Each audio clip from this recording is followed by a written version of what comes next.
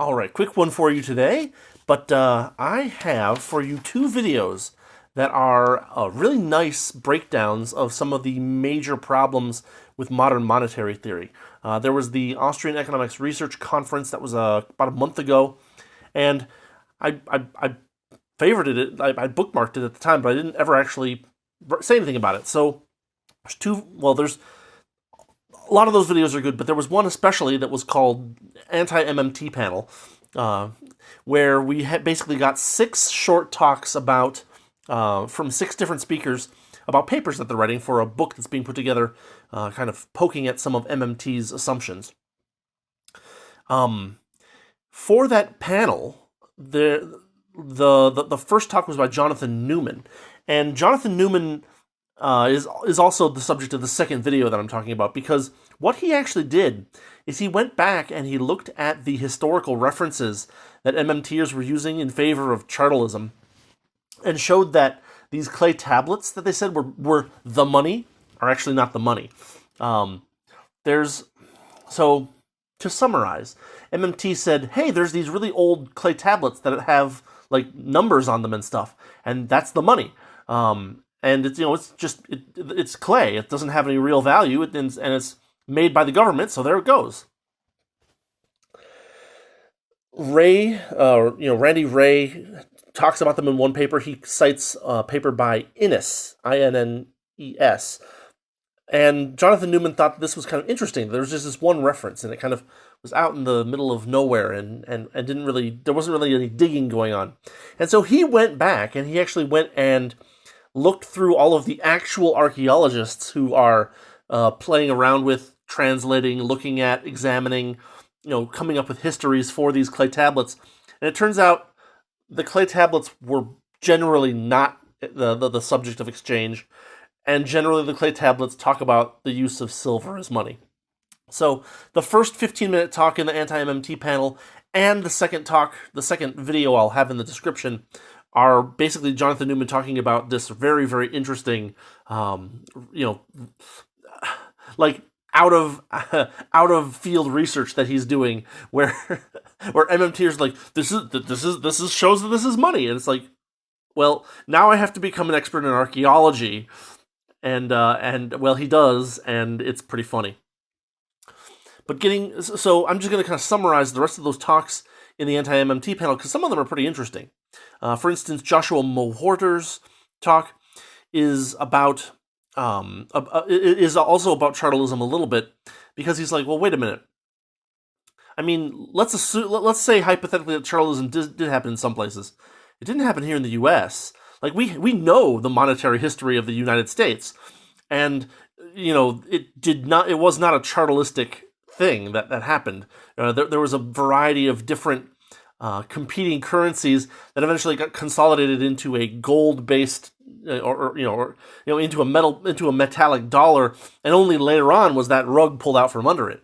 So he goes on to talk about how the only countries that could possibly implement MMT policy are the ones that have a long history of doing the opposite of modern monetary theory history. That is to say, hard money, relatively low inflation, et cetera, et cetera, et cetera. That the things that you need to be able to implement MMT are the things that MMT is against.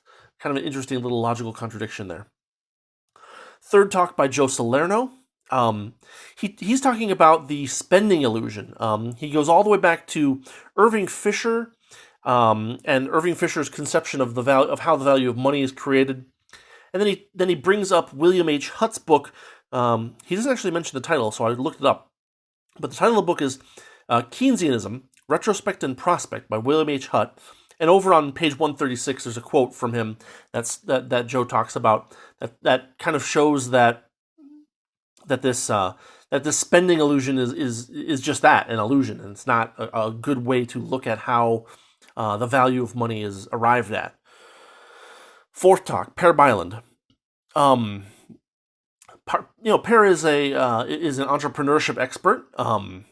He notices that there is a conspicuous lack of dealing with entrepreneurship in modern monetary theory.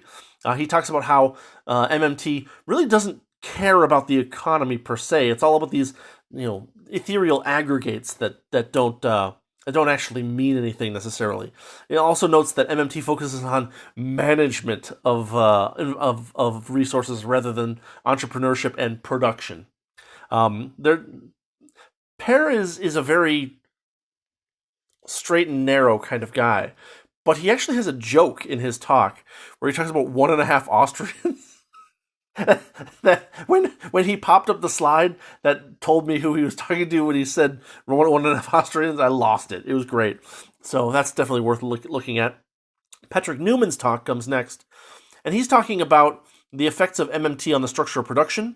He's talking about Rothbard's private product remaining, and in a wider sense, the question of whether government spending should actually be a part of GDP at all. And he actually does a pretty interesting little bit of economic history, and finds out that Kuznets, the guy who basically came up with all of the statistics that go into GDP, was actually pretty like he was like, well, I don't know that government spending should go into GDP. It's usually not productive. So that's a fun talk. And finally, we have Lucas Englehart's talk, where he's basically looking at MMT's ubiquitous job guarantee. And he opens up with the same William H. Hutt's theory of idle resources, notices that several of the types of idle resources are not going to be helped by a job guarantee, and then other ones might be made worse. He also brings up the interesting topic of, let's say we have these guaranteed jobs, there will be capital, resources going into the implementation of these jobs, right? If your government job is to go make a mural on a wall somewhere, you're going to have to use paints and stuff like that. And so the cost of a job guarantee is actually higher than you might think. So that's what his paper's about. I just wanted this to be a quick, short video because there's just these two great MMT rebuttal videos, and I wanted to get them out there before they get even older, because they're already 3 weeks old. But I figured not enough people have taken a look at these, and there's actually a lot of really good insights in these videos about kind of the shortcomings of MMT as a theory per se, and its uneconomic points. So hopefully, if you're interested in modern monetary theory and the debunking thereof, you'll take a look at these videos and you'll get some good times out of them. Anyway, that's. I mean, I sure did. Just Per Byland's 1.5 Austrians joke was enough to make that video worth the time. So anyway, that's all I've got for right now. I have finished the notes for chapters 10 and 11 of Kropotkin's Conquest of Bread. So I'll be getting that together very soon. And as always, thanks for watching. Thanks for listening. If you like what I'm doing with the channel, you know what to do. And I will see you next time with some more economic or political fun stuff. Have a good one. See ya.